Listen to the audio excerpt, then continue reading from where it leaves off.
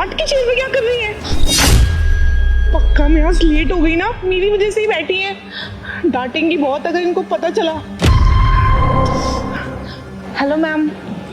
Ma'am मैं सिर्फ आज ही लेट हुई हूँ और कभी लेट नहीं होती। वो भी इसलिए लेट हो गई क्योंकि बस वाले ने यहाँ पे मेरे को लेट पहुँचाया। ठीक है मैम, मेरे को काम है, मैं चलती हूँ। अरे रुको सलोनी, मुझे ना तुमसे एक काम था।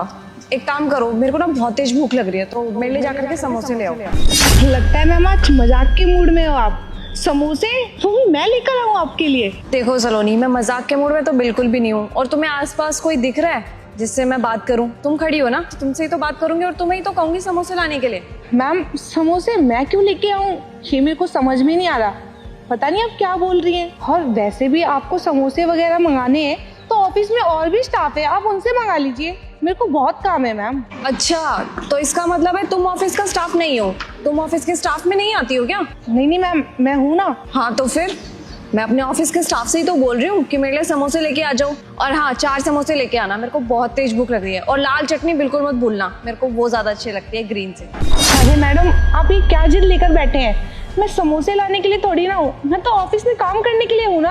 हाँ तो ये तुम्हारे बॉस का पर्सनल काम है, तुम अपने बॉस का पर्सनल काम नहीं कर सकती? और तुम्हें मैं 2-3 बार बोल चुकी हूँ ना कि मेरे को भूख लग रही है, जल्दी से जाकर के लेके आओ। तुम्हें समझ में नहीं आ रहा क्या? अरे मैडम आप क्या बातें कर रही हैं, मेरे को तो समझ में ही नहीं आ रहा। और वैसे भी इतनी गर्मी हो रही है, मैं इतनी गर्मी में जाकर समोसे लेकर आऊँ? Shut up.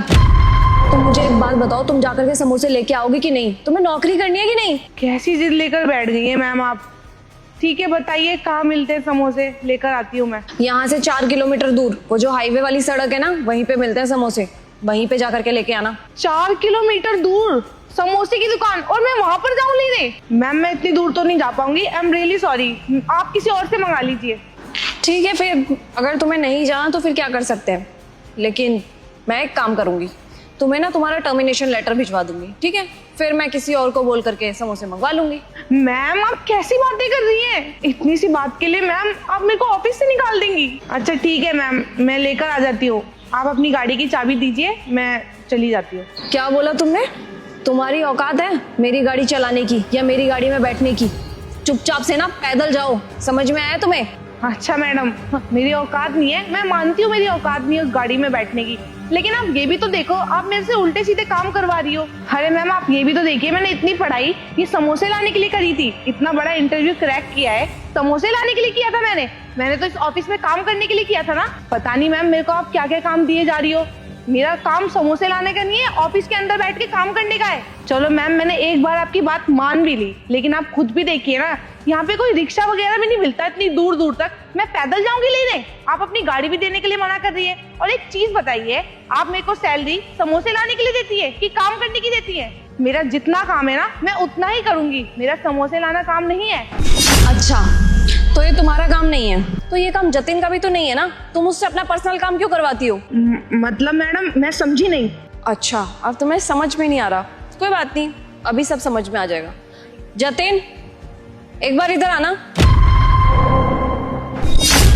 जी मैडम।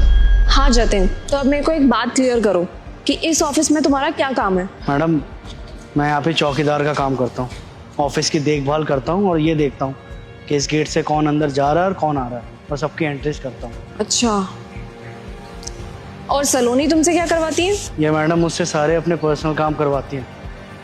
मैडम आपको तो पता है ना हाईवे कितनी दूर है और खाने पीने का सामान वहीं मिलता है, लेकिन ये मैडम मेरे को वहाँ तक पैदल भेजती है और ये चीज़ मैं दिन में 3-3 बार करता हूँ। ये तीनों टाइम का खाना मुझसे मंगवाती है और वहाँ 5 किलोमीटर जाना और 5 किलोमीटर आना, ये सारी चीज़ें दिन भर होती रहती है और मेरी पीठ पीछे से इस गेट पर कोई भी मौजूद नहीं रहता।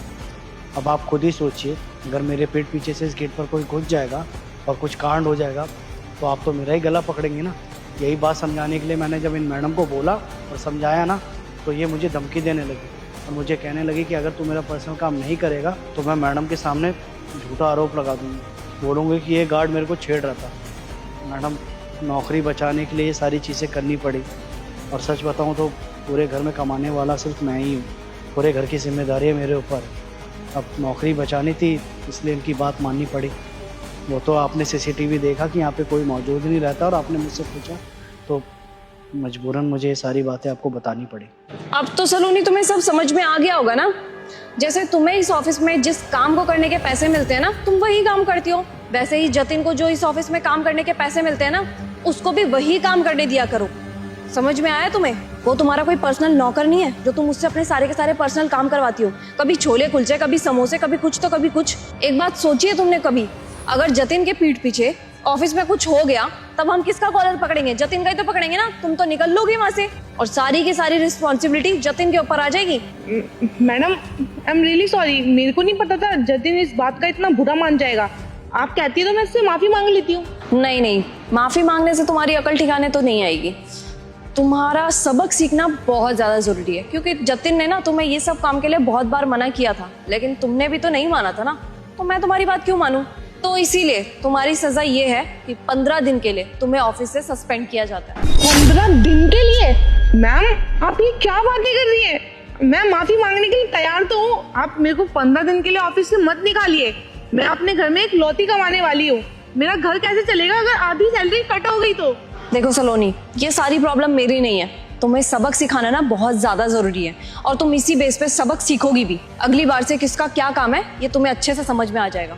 और वैसे भी तुम्हें तुम्हारी गलती का एहसास ना तभी हो गया होता जब जतिन ने तुम्हें पहली बार मना किया था। तुम्हें तभी समझ जाना चाहिए था कि जतिन का ये काम नहीं है।